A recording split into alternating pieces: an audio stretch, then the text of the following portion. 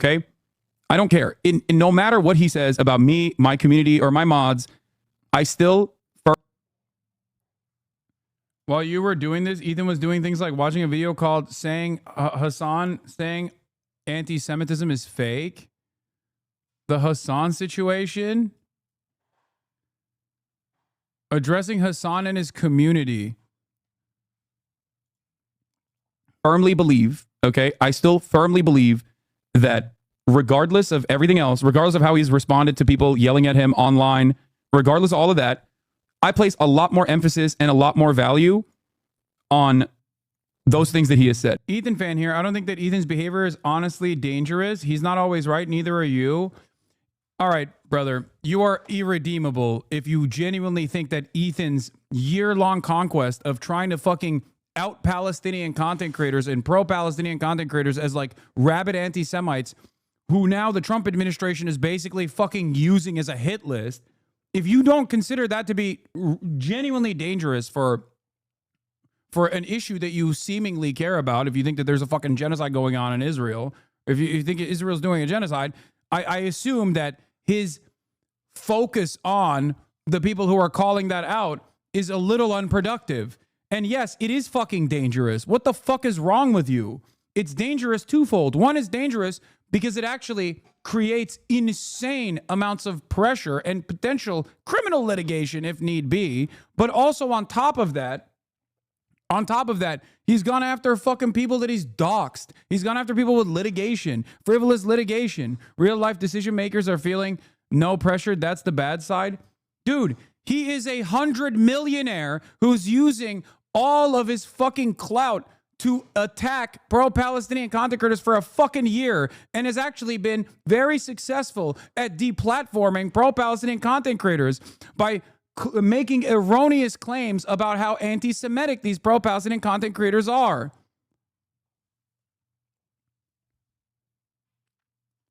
He made 6 small content creators lose their income for a fucking month. One of them was Jewish. It's his community that is weaponized aggressively against all of his fucking enemies. And in the past, his enemies were people like Keemstar. So no one actually thought of anything about it. No one actually thought it was weird or gross. Or billionaires like fucking Ryan Kavanaugh. Now his enemies are seemingly all of the pro-Palestinian content creators. Whether they're Muslim or Jewish doesn't fucking matter. He literally shit on Sam Cedar the other day. Stop both sidesing this fucking issue. You're out of your goddamn mind. On. He actually chastised me. For what? Let's see. Ethan is very frustrated and very emotional in this moment, but doesn't recognize that, like, perhaps a Lebanese woman who's a hijabi in the United States of America could also be very emotional in this exact same moment. You know what I mean? Like, that's what's so... And the reality of the matter is anti-Semitism is an unacceptable form of bigotry, whereas Islamophobia is a very acceptable form of bigotry. So being the bigger person in this situation, regardless of your feelings. So anyway, and God forbid you actually read the chat. But that's it. So I'm still being fucking open-minded to him? And he's mad? What I'm hearing, frankly, is that anti-Semitism is not really an issue. And so you shouldn't, your complaints are less equal than Frogan's complaints because Islamophobia is more serious than anti-Semitism. Despite, by the way, the fact that, as I pointed out, in reality, or not the opposite because there is Islamophobia, but like this claim that anti-Semitism doesn't exist because everybody knows it wrong, as I perceiving it, is absolutely false. I've never seen more open anti-Semitism in my life. So it's his stupidity? Like, he didn't understand? He didn't fucking understand what I was saying there? That's not my point at all.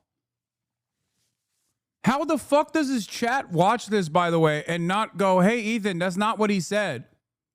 My whole life, the way that it's being I called out how toxic Hasan's community is, and I said I remember why I left, and he brought up my chat logs and put me on blast. That was fun. Normalized by the left and the right, and it's being kind of, you know, in a case like this, he's normalizing it. He's normalizing it. He's green-lighting it. Again, I'm FBI normalizing anti-Semitism, and I'm green-lighting it.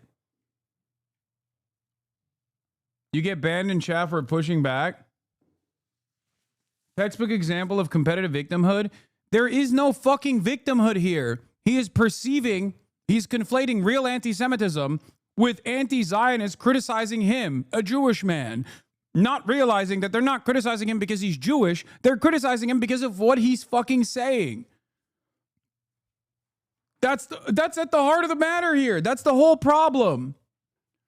I made a fucking good point here. I literally said what I'm saying right now. I said, Ethan does not understand that Islamophobia is institutionally permissible, and what he suspects as anti-Semitism is not anti-Semitism, and he should be more gracious to people that he perceives as being anti-Semitic when it's actually over his opinions on Israel. I genuinely think Ethan Klein thinks that anti-Semitism is whatever he feels bad. Got you with the $10. Fuck cancer. No, I'm not done with your little ass yet. All right.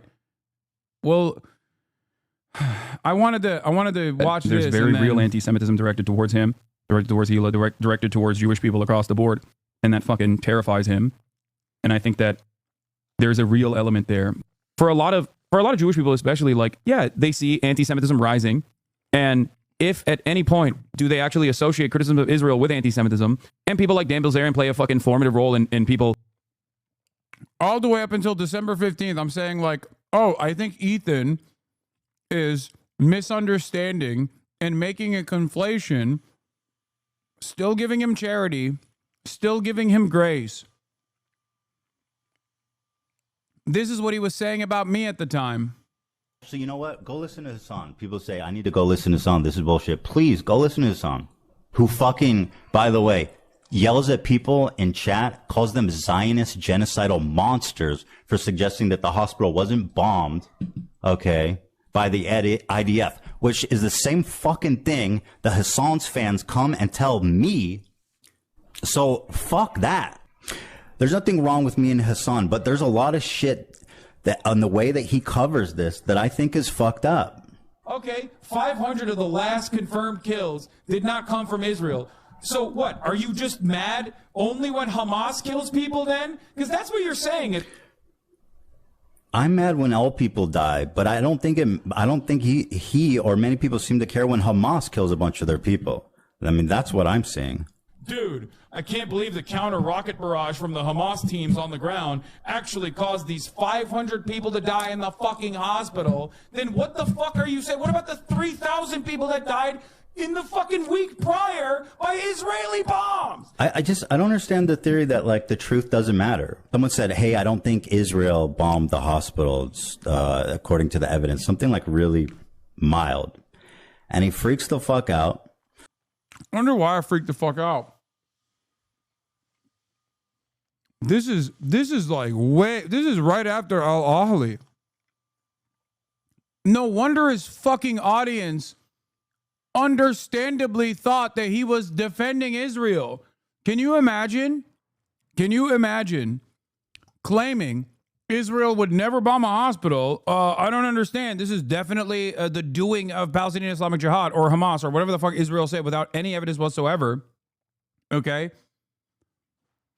Yeah, I didn't know this shit. This is my first time seeing it. Yeah, of course people are going to think you're a fucking Zionist. This is Zionist propaganda. This is precisely what it is. Oh, I care when all Palestinians die, except it's really fucked up that you would say Israel bombed a hospital.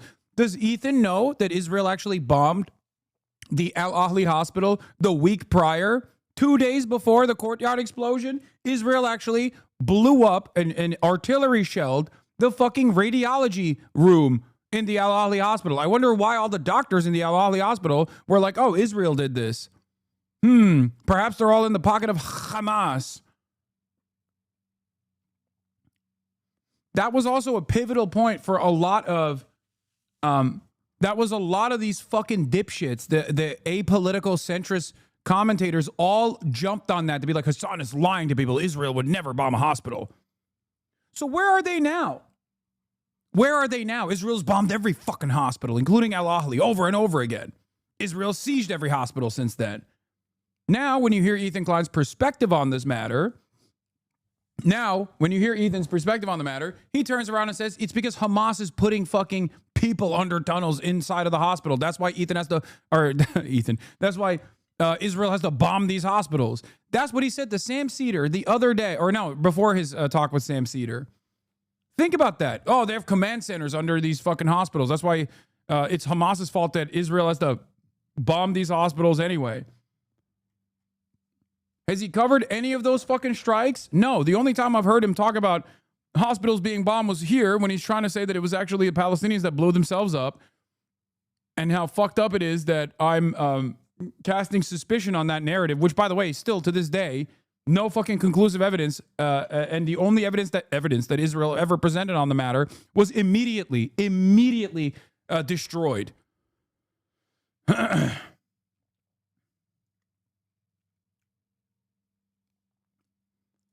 And he goes, "You're a genocidal freak." And then people say the same fucking thing to me from his fan base. And we're acting like surprised, like we don't know where they fucking learned that from. Like, I learned it from you, Dad. I think his cover. Yeah, this is perfectly representative of his mentality. Everyone in his fan base learned it from me. In some of these cases has been not good. Thought we needed leftovers more than ever. Yeah, I changed my mind. I mean, what do you want me to do? It was fucking horrible. I felt like Hasan's fans were trying to destroy my life. My wife's life. They were calling me genocidal. For what? For what? But I do think he's contributing to this idea that all Israelis are, occupiers, which is a really dangerous fucking stance to take. Why? Doesn't matter. Terrible that the people died, but I encourage you to look into where Hamas was firing. You fucking piece of shit! You garbage, monstrous scumbag! You garbage, monstrous scumbag! You said IDF didn't bomb the hospital, and then you said it did, but Hamas was firing rockets from it in the same 2-minute time frame. So why did you fucking lie at first? Huh? Why did you fucking lie? How can you live with yourself? By the way, for the record, the IDF did not bomb that fucking hospital. You genocidal piece of shit. People were telling me the same exact fucking thing. You know what I mean? I know that this isn't good. I don't think this is a good way to talk about shit. Even if you're angry and fucking horrible things are. Oh my God. You know what's really funny? I'm also fundraising even back then. That's when I was fundraising for Palestinian medical assistance. I wonder who's clipping it and sending this to Ethan. Yeah, I don't care who's clipping it and sending it to Ethan. Admitting his view of Palestinians by saying he thinks Hasan views all Israelis as the same because he expects Hasan to think about Israelis the same as he does Palestinians. Yes. Wonder why he's Wonder why he's actually so sympathetic to the person who's defending Israel here, by the way. I wonder why. And this was early on. This was right after the fucking Al-Ahli hospital was bombed. Okay? Right after then. And for an entire fucking year, I was oblivious. Until this very moment, I'd never seen his commentary on this. Of course, people thought he was a fucking genocidal monster. What the fuck are you talking about? Oh my Lord. Yeah, it was only because I was completely oblivious to the shit that he was saying at the time that I was like, listen, man, I care about covering this genocide. I don't give a fuck about what Ethan has to say about this. I don't want to make drama out of this. I care about fucking locking in, and you should too.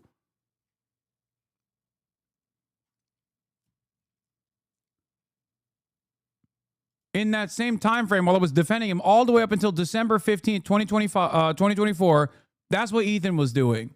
So the expectation that I am supposed to brainwash my audience into liking Ethan Klein is impossible. Of course, plenty of people who are more educated than Ethan on this, or at least have basic empathy towards the Palestinian plight on this issue, of course, arrived at their own fucking conclusion, regardless of my year-long effort to fucking defend Ethan, because I was also oblivious to his actual position. If I had seen his actual position a long time ago, I would have fucking shoved it back down his goddamn throat as a genocidal piece of shit, okay? And here's the reality. He looked at all of this, and he could not comprehend that in spite of my defenses of Ethan Klein, that it was actually me. I was the reason why I was making anti-Semitism permissible. Yeah, Ethan thought this specific hospital was bombed by Hamas, but every other building in a 20-kilometer radius was bombed by Israel, even though the hospital itself was also bombed by Israel 2 days prior. Views, and I've been a stalwart supporter of the Palestinian cause for many years. Problem with Hasan. By the way, I want to fucking here. This is your opportunity, okay? Show me all the fucking things Ethan said in this time frame. I know we're only 11 minutes in. I don't care. Give me all the fucking Ethan clips that in this time frame where he was like from the beginning to the end, all the times that this motherfucker was actually defending Israel, so we can make an assessment on whether or not it was actually appropriate for people to think that he was pro-genocide or anti-genocide. Stalwart supporter, he says. Why'd you say at HasanAbi? What? Stalwart supporter of Palestine. What will he say? Wait, hold on.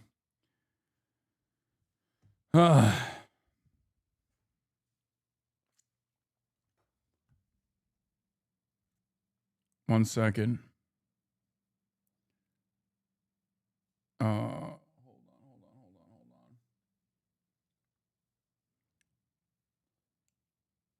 Yeah, he was going to show you all the support that he's done. Yeah, let's see. Hasan's coverage, and a lot of people like him, was their complete lack of empathy for the Jewish people who were frankly slaughtered by Hamas. He refused to show even a crumb of empathy for the Jewish victims. But listen to what this guy has to say. And as you might have seen, there was some sort of rave or desert party where they were having a great time until the resistance came in electrified hang gliders and took at least several dozen hipsters. But I'm sure they're doing very fine despite what the New York Post says. But nobody had seen this coming. I mean, that's insane, right? I don't even... Yeah, okay. Like... Okay. I'm just criticizing people. You don't have to comment if you're not comfortable about it. I honestly felt at times that he and his audience barely thought of Israelis as humans. This dude just called babies militants. No, I understand. And there are baby settlers as well. But there are baby settlers as well. There are babies in the settlements. Part of running defense for Hamas is... I can't believe he literally clip-chimped conversations that we had together. Like, how depraved, how fucking depraved that he would go back to a back-and-forth conversation that we had to clip a conversation that we had out of context. You know what my fucking position was. My position is for a one state. The reason why I believe in a one state is because I don't even think the 750,000 settlers could be, in an ethical manner, moved from all of the land that they have occupied as terrorists. I was saying, you think every settler is a valid military target. There are settler babies. I didn't say I think it's valid to kill settler babies. What an insane thing to do. It's a literal conversation that we had. It was a back and forth conversation that we had. And Ethan also said this, what? I've even said the West Bank settlers are valid military targets. When you talk... Yeah. Yeah, that's later in the clip. This is still the context, Nuke, but it's later in the clip. We haven't even gotten there yet. It's so crazy that this motherfucker clip-chimped. He clip-chimped our own back and forth. What a fucking crazy thing to do. Downplaying the violence, specifically the sexual violence, which he's done a lot of. Doesn't matter if fucking rapes happen on October 7th. Like, that doesn't change the dynamic for me even this much. Now, this is a famous clip that he kept repeating and using, we now know that he actually recognizes that he disingenuously edited. Show the clip of Ethan and Gila. Can I add, Ethan, one Yes. personal Yeah. feeling that I've had with Hasan that I can't really get past is his dismissiveness of the that happened. He acts like October 7th. Doesn't matter if R words happen on October 7th. It doesn't change the dynamic for me. What's interesting about that quote specifically is that I get what he means in that one. Like, I felt like he said worse stuff than that. Because he's saying, he's saying even if the R words happened, well, I think the way he phrases it is fucked up. Even if it happened, they did happen. Yes. But he's saying, even if they did happen, it wouldn't change the calculus for him, which I understand what he's saying. But I guess the way he's saying it is, horrific. Even if it didn't happen, is fucked up. I didn't say even if it didn't happen. I said even if it did happen, it still doesn't change the calculation for me. Now, ironically enough, that argument was when because of the last piece of evidence that hadn't come out yet with like the Israeli prosecution team going over the forensic analysis of every single body that they put at the Shura base. Okay, I literally was debating a chatter. And I know we have the clip for this. Here's the full context. Also, how are you? I'm literally debating a chatter who is denying any rapes took place. Let's take a look. Sure, Israel didn't force them to lie. That's ridiculous. By the way, none of which justifies Israel's actions. So it doesn't even matter. None of this justifies that Palestinians have a right to dignity, a right to emancipation, a right to live fucking free lives, free from this occupation. Doesn't matter. Doesn't matter if fucking rapes happen on October 7th. Like, that doesn't change the dynamic for me even this much. So that's the other part of this problem that many people can't contend with. Like, the Palestinian resistance is not perfect. They're not like so good. They have magical bullets, and there's no criminal elements that could have conducted themselves very differently. Like that doesn't change the dynamic for me at all. It's so fucking stupid to act like, no, they're perfect. They were perfect on October 7th, and they were conducted themselves perfectly. But these kinds of stories delegitimize Palestinian resistance? No, it does not. What the fuck are you talking about? No, you think it delegitimizes Palestinian resistance. Okay? You think so. I don't. The fuck?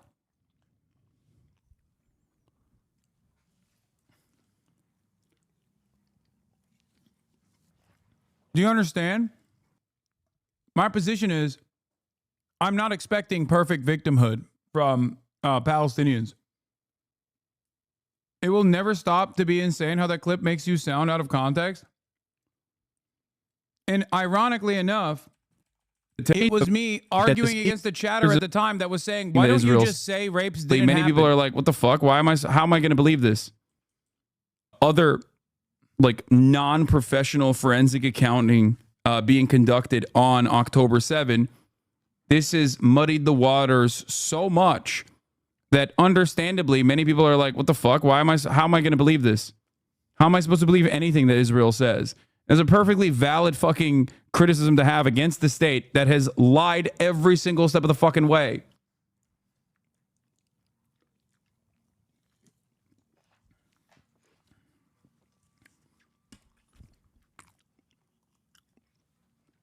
Many hostages have records of saying two different things. Also, how are you sure Israel didn't force them to lie? That's ridiculous. By the way, none of which justifies Israel's actions. So it doesn't even matter. None of this justifies that Palestinians have a right to dignity, a right to emancipation, a right. What I'm saying is, rapes or no rapes doesn't fucking matter. Beyond October 7 and before October 7, Palestinians still have a right to dignity and self-determination. You cannot genocide people and be like, oh, well, they did rapes. Like, nothing justifies a genocide. Even another genocide doesn't justify a genocide. Do you understand? Like, would it be justified to genocide the entirety of the German population after the Holocaust? I still don't think so. There were fucking children. There's babies. You know what I mean? You're killing innocent civilians. That's my perspective. And that's the most extreme position that you can arrive at. Genocide is not justice.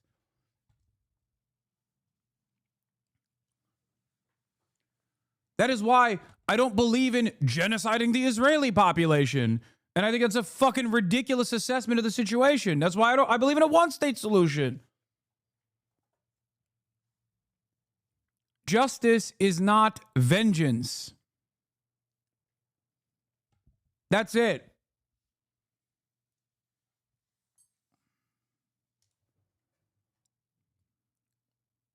Can't believe he fucking used that, even though he used this clip in the fucking context, Nuke, when he personally understood what I meant right here. This is before the context, Nuke. This is from October 30th, 2024. So what's up with that? Why is it that right here, Ethan understands what I'm saying, and then his wife stops him from understanding what I'm saying, and then he still chooses to put this clip in the fucking context, Nuke? So that's the other part of this problem that many people can't contend with. Like, the Palestinian resistance is not perfect. They're not like so good. They have magical bullets.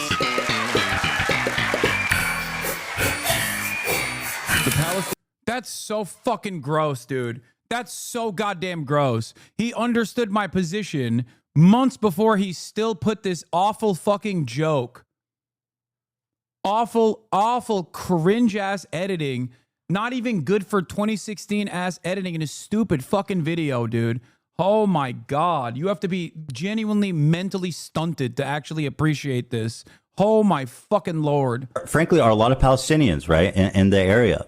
And once the Palestinians outnumber the Jews, basically, anything is fair game for the Jews. Anything. Is it really insane to think that Jews, as an ethnic minority in Israel, would not be safe? Racist piece of shit. That's what he is. A racist dumbass.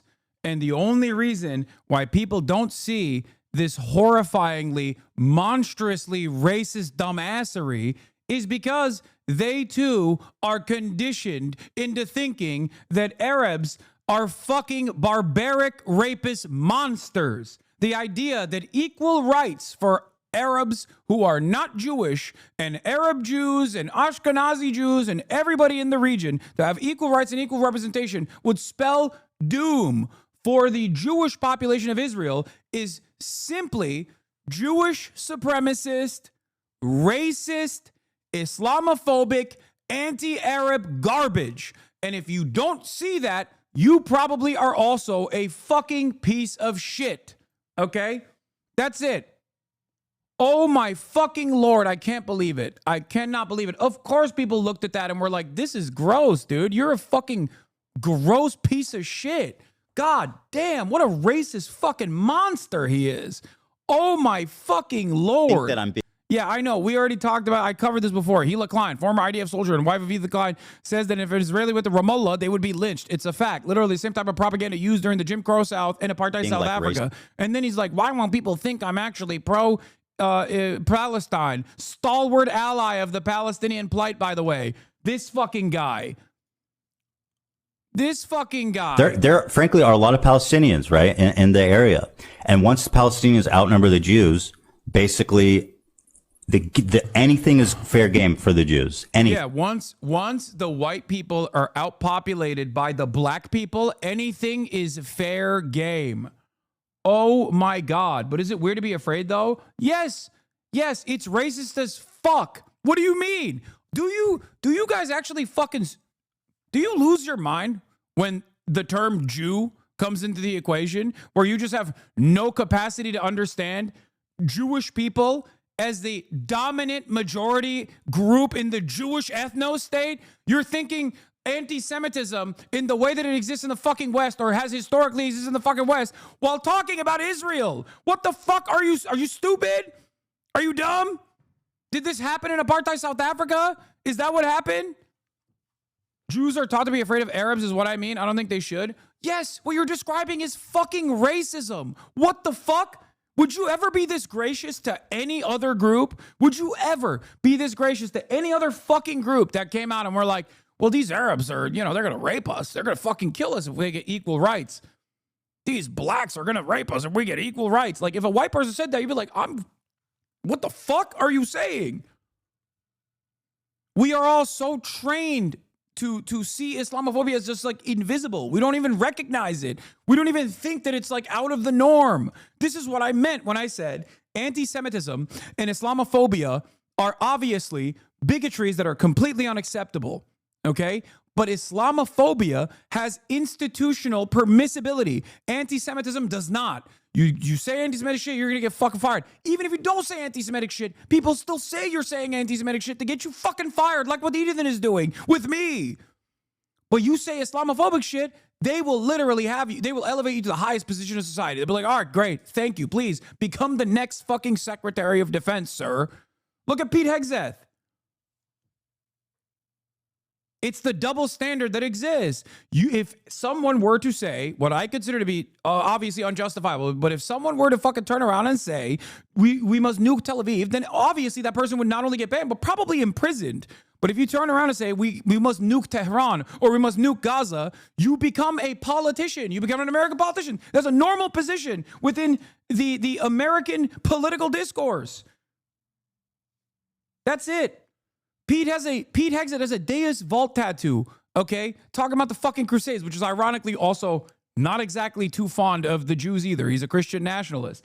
But could you imagine, like he has a tattoo that says like kufar on his kafir on his arm in Arabic, okay? To say like, I am the one, I am the infidel. I'm going to fucking come and kill all you Arabs or whatever. He has all of these goddamn borderline neo-Nazi tattoos, like the Jerusalem cross and shit, okay?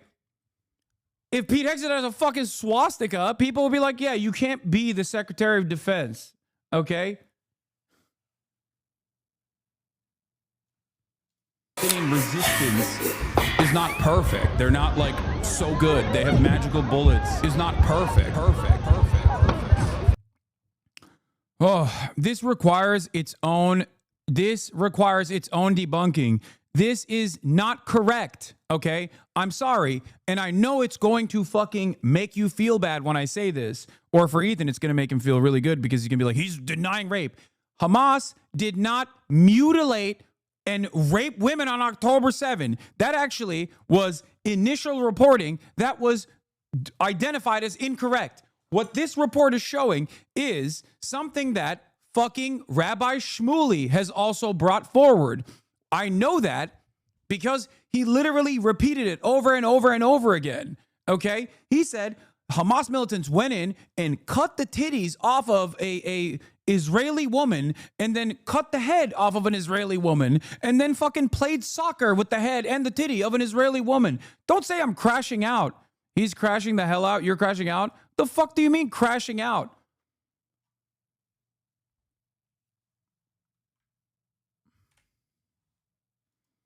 So good. They have the and even then, what is so crazy about this process is that I'm not even fucking denying that rapes happen in that one. He just clipped me out of fucking context.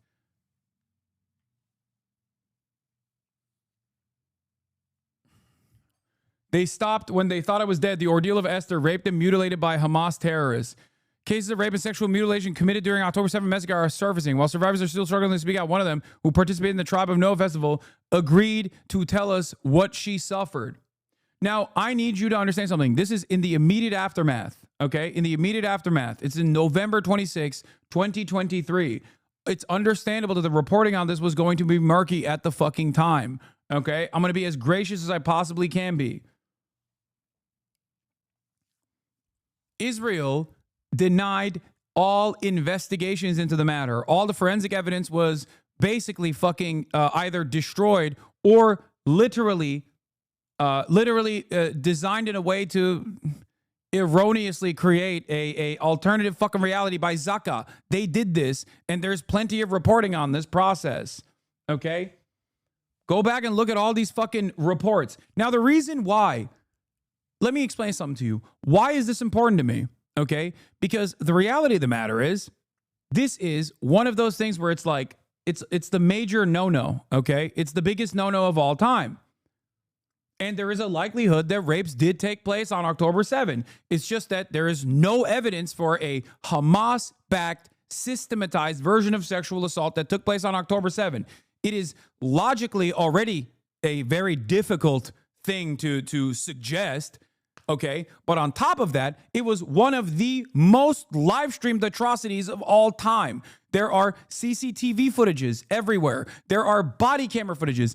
Israel had access to every single Hamas militant's body camera footage, okay? They had it from every fucking angle, and they couldn't find one singular piece of fucking CCTV footage or visible evidence beyond photos that beyond photos that they claimed implied that sexual assault took place, including family members.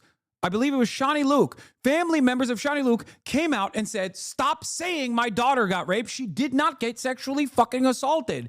Like, they literally would deny the wishes of the existing victims, the family members, to make this argument. Now, why is this important? Because there was a shit ton of atrocities that took place on October 7. It was brutal, okay? It was violent.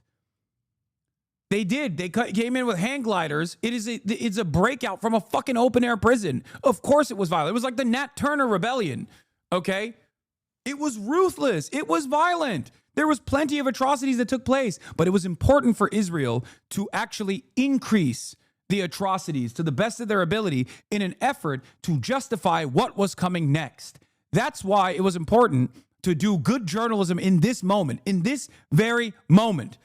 That's why they went on with the babies in the ovens nonsense, or 40 babies were beheaded. Shit that, by the way, Ethan and Gila still repeat. Atrocity propaganda that justifies the unimaginable, untold amounts of terror that Israel has subjected the entirety of the Palestinian population to. Okay?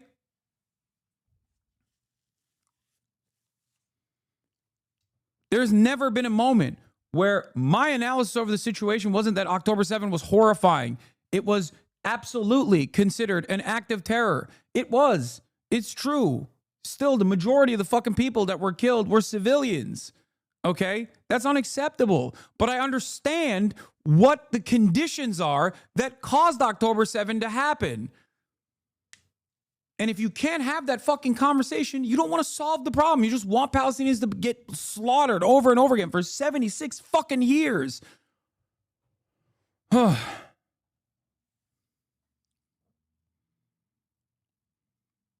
Ethan understood the gravity of accusing Israel of systematic sexual abuse on the last episode of Leftovers. When he provided a source on the spot, he didn't believe it and wanted more credible evidence. Weird how he understands the gravity when it's accusing Israel, but not when accusing Hamas, and those accusations are being used to justify genocide. Exactly. The irony, of course, is that I'm not even using Israel's previous reporting on the matter, that Israel has systematically raped Palestinian women and boys at checkpoints and in their detention facilities to justify October 7. I'm not even saying that. Some people do. I'm not doing that.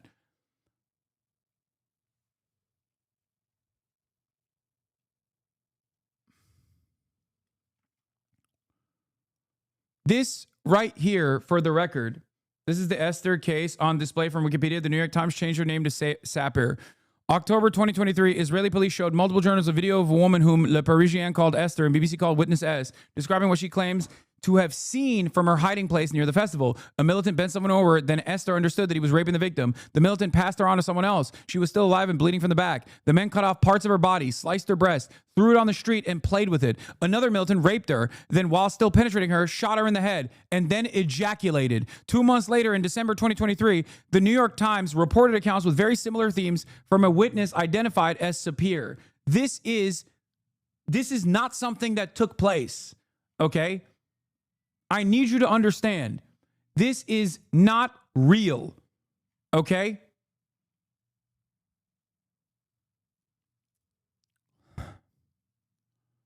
Here. Also, the person that conducted the fucking UN report admitted that it was a mischaracterization that genital mutilation took place. Fuck. The reason why this is important, by the way, stop debating rape and focus on the genocide of the Lord. No, shut the fuck up. You want to know why this is important to cover? Because this is a colonialist tactic, okay? All of the barbaric rapist savages. It is the same exact fucking principle that whites in apartheid South Africa applied to the black population of South Africa. It is the same exact principle that white settler colonial violence that the Native Americans were subjected to that justified their genocide. It is the exact same thing that white Klansmen said in the Reconstruction era, and as they went on to lynch black people in the aftermath of the Reconstruction era in the Jim Crow South.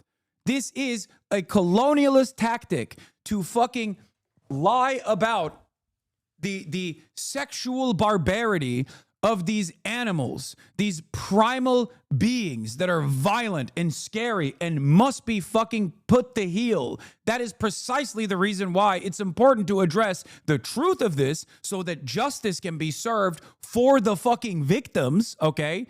Not discounting that sexual assault or sexual violence ever took place on October 7th, because that is commonplace in conflicts.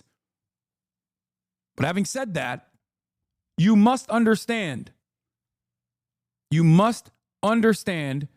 the reason as to why this was so important for Israel to push. It absolutely plays a role in the way that people fucking analyze the Palestinian population. Chris Kunzler and I had a wonderful conversation about this, about the psychosexual nature of this kind of projection propaganda. Here, let's take a look. The settlers always projected their desires onto the colonized. They would always say, he says specifically in the case of the southern United States, is the white man not always saying that the black man at any opportunity would jump on the good white woman at any given opportunity? Lynchings would very often culminate with of people's. In the case of, he spoke constantly about how bad Jewish boys would attack German women at every opportunity. And in fact, one of the most racist figures and reprehensible within Israeli society, Meir Kahane, there is a video of him on YouTube where he speaks about, he says, there are currently Arab boys hidden in cafes pretending that they have Jewish names so they can basically trick nice, good Jewish girls into dating Arabs. He also gained a massive amount of popularity, his far-right, horrific exterminationist ideology, by saying that there were a series of nationalist, motivated by terrorism, nationalist hatred of Israel occurring at the time. And there were these...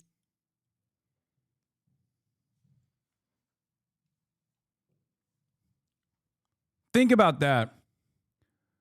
Anyway, this is the crucial part many overlook regarding the deranged claims of gang rape from Sapir and Roz Cohen, repeated in the New York Times and other Western media. We already knew they lied from other evidence, but Patton's UN report also debunked it. Patton's team said that the accounts of gang rape could not be verified during the time provided along Road 232.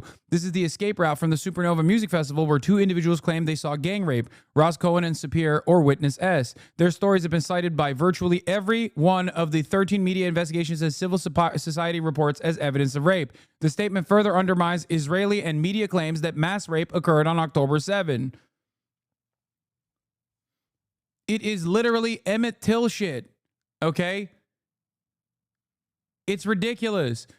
The forensic pathologist looked at all of the bodies and did not find a single one that had that specific type of genital mutilation. As a matter of fact, there's another story about like nails in someone's genitals or something.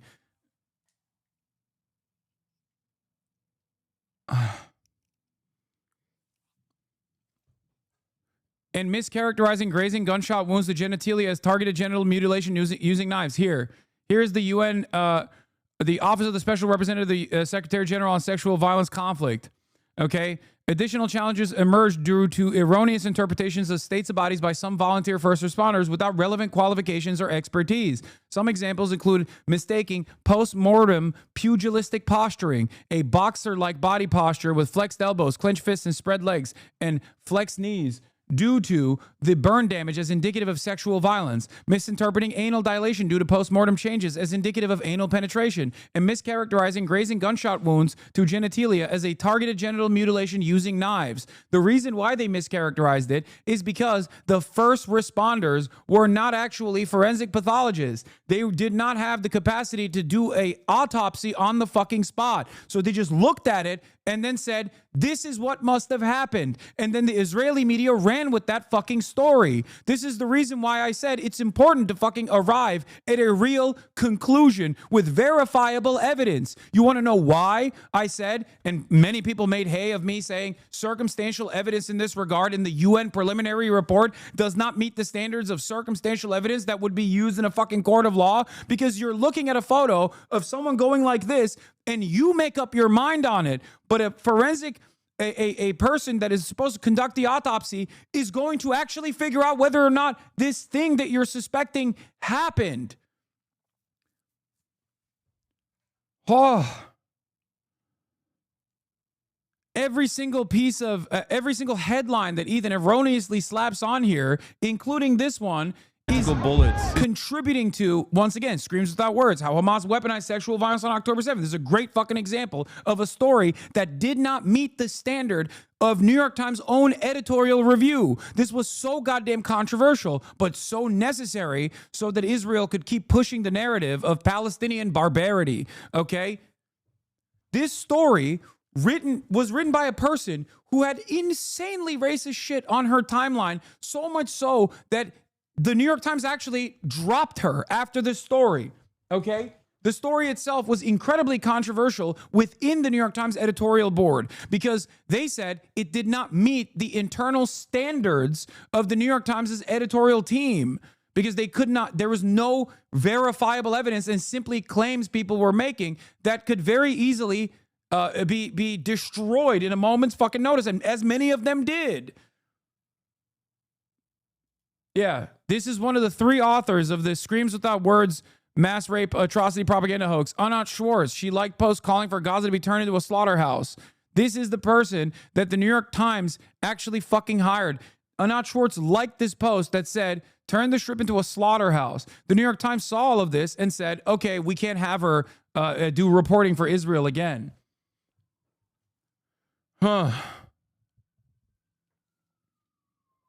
If this didn't meet the standards, why did this article come out?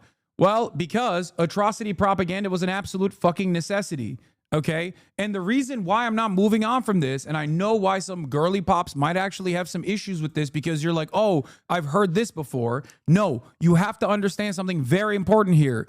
This is the same exact type of atrocity propaganda that colonial powers have always used against black people, against Native Americans, and the German Nazis used against Jews, okay? That they're rapist monsters. This is the oldest fucking colonial propaganda in the goddamn book because it's such a depraved act to do this level of harm to a victim that when you hear it, you don't even want to think about anything else. You are immediately and understandably grossed out by it. It's the same exact shit that we do right now with immigrants. Immigrants are rapists. Immigrants are rapists. Why do you think Trump says that over and over again with no evidence whatsoever? And it's incredibly frustrating that I actually, in our debate, asked Ethan, do you have any names? Do you have any victims that have come out and actually offered firsthand testimony to this barbaric sexual assault that you're saying was systematized by Hamas, that where mass rapes took place on October 7? Do you have any victims? What are their names? Because I do not reflexively disbelieve women. I do believe women. When a woman comes out and says, this actually happened, this happened to me. Like, for example, the testimony of Amit, I think her name is Amit Shoshana, right? The one that Ethan kept showing over and over again. She was sexually assaulted in captivity, okay? That is in the UN Sexual Violence and Conflict Report. That is the verifiable That is the verifiable instance of rape that did not happen on October 7, but actually happened in captivity. Okay? Ethan kept playing that over and over again, not understanding that I've never actually denied that. And he kept using her testimony to imply that her testimony was from October 7 over and over and over again.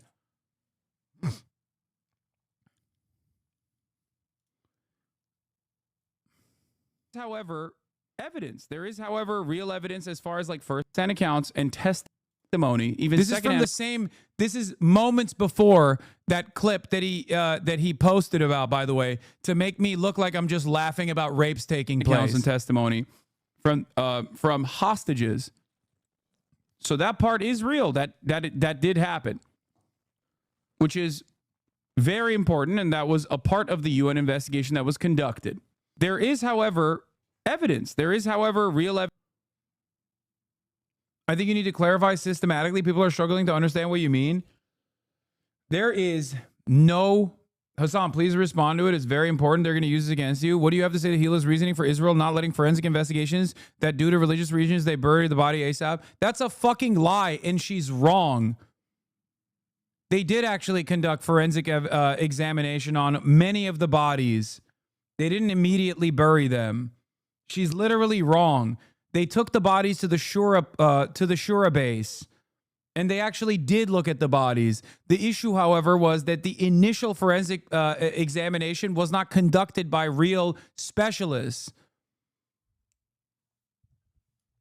Zaka ended up desecrating the bodies in the process and ruining any sort of on-the-spot kinetic forensic examination from taking place, because you have to look at the way that like bodies are presented to develop an understanding of what happened, like how this person died. They denied a real investigation to so many Israelis. Ethan tried to say that as well. Can you show us proof? Yes, I can. Hold on. I will.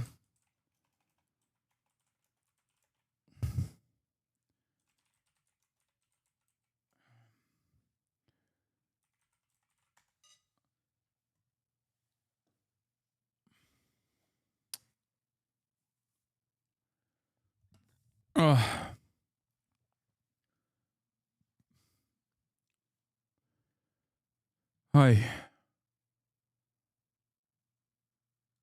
It's so crazy that people like having this conversation and going over the very important details, and having this conversation, going over these very important fucking details on what happened on October 7. And given the gruesome nature of these accusations, people just simply go, oh, you're just a fucking rape denier. And it's insane to me. It's actually fucking insane to me. Thoughts on you being accused of dog whistling? Yeah, dude, I'm totally. You got it. Where is the freaking...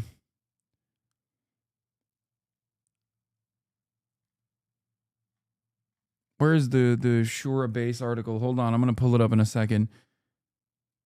Oh.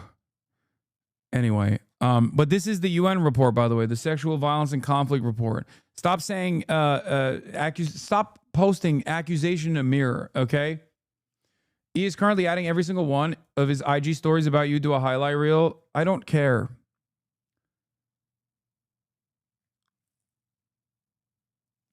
The easy route in this situation is to just simply say, is to simply go along and not try to debunk some of this very dangerous misinformation. Here, the claim of extensive visual evidence with repeated statements of an allegation. We saw a photo of cut up vaginas, nails and vaginas, knives and vaginas is strewn throughout the original Gettleman, Stella Schwartz, Hork to browbeat the reader into submission, but it was all a contrived fake, a facade. Were, objects like knives inserted in the genitalia of a woman.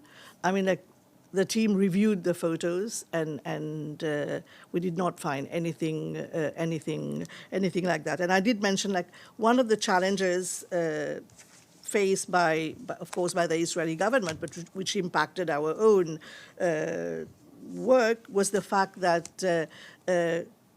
inaccurate, unreliable forensic conclusions were drawn by untrained volunteer first responders. And we give some examples. We give some examples in the report, such as interpreting an anal dilation as anal penetration, when, according to our forensic expert, we've extensive burn damage. This is what you get, anal dilation, and the position of the body as. Do you understand why the UN report itself said that, like, the circumstantial evidence is still important and valid to make an assessment, but it doesn't reach the normal standard of an investigation? This was a preliminary report that was conducted. A preliminary report is like a field breathalyzer. When you're drunk driving and a cop pulls you over, they first give you a field breathalyzer test. That field breathalyzer test is actually very inconsistent, but that's a test that allows the police to detain you, to take you to the fucking precinct so you can use the real breathalyzer in the precinct. That one is actually admissible in court. The field breathalyzer test is inadmissible in court. It doesn't mean that you're actually drunk. It's not proof to actually say you have conclusively driven drunk. It's only enough proof to detain you so they can take you to the fucking real deal. This is the exact same principle with a preliminary investigation. The UN conducted this preliminary investigation, and then Israel said, you cannot conduct an actual investigation into this process. You just have to take our word for it. Do you understand? Why would they say no to this? Do you think that the fucking United Nations is anti-Semitic? Do you think that they're Hamas? Do you think that they're just going to look at all of this information and then make up a conclusion that makes Israel look bad erroneously? What are you, fucking nuts? That's what Israel thinks. It's psychotic. They do. Yeah, I know they think that, but it's fucking bullshit. That's bullshit. Do you understand?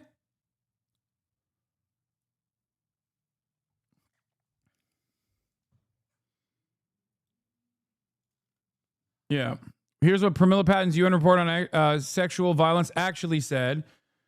Section 2.1, first paragraph. Is this where this? In spite of its own complicity in the Israeli narrative, Patton's report undermines several of that narrative's fundamental tenets. Western mass media is currently engaged in a concerted campaign to ignore this, as it spins the report as vindication of claims that Hamas committed systematic rape on October 7. In fact, the report explicitly does not reach this conclusion. 2.1. The UN report does not find a pattern of sexual violence on October 7. This was a central claim of Jeffrey Gettleman, Anas Schwartz, and Adam Sella on their now thoroughly discredited article, Screams Without Words, How Hamas Weaponized Sexual Violence on October 7, which argued that Hamas fighters did not carry out rogue or isolated acts of rape, but rather engaged in a broader pattern of gender-based violence, using rape as a weapon of war. However, when 52 minutes into Patton's March 4 press conference, Farnas Fasihi from The Times asked, would you say you found a pattern of sexual violence was a strategy of Hamas, both in October 7 attacks and in regards to the hostages? Patton answers definitively in the negative. Later in the press conference, when she is asked by Haaretz journalist Lisa Rozowski, am I correct that you cannot conclude that sexual violence was of a systematic character? Patton reiterates her answer, stating, no. The distinguishing factor from the exercise that we set out to do, the gathering and verification of information for the purpose of its inclusion in the annual report of the Secretary General versus an investigation, that's where you would go into the elements of widespread or systematic. We did not go into that.